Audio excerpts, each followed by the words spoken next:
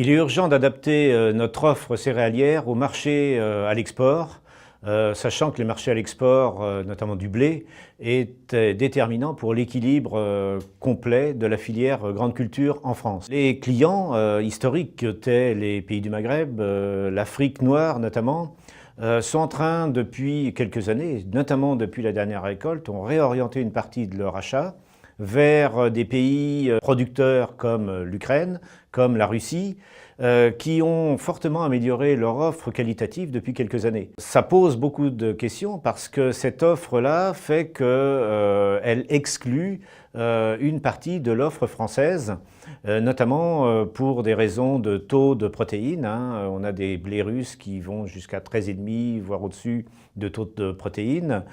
Donc ces acheteurs, que sont les pays notamment africains, sont en train de réorienter une partie de leur offre. La question donc se pose pour la filière céréalière française d'être beaucoup plus agressive sur les marchés à l'export, d'avoir une démarche commerciale, une démarche de segmentation des produits, d'aller beaucoup plus sur des relations commerciales beaucoup plus majeures et beaucoup plus professionnelles.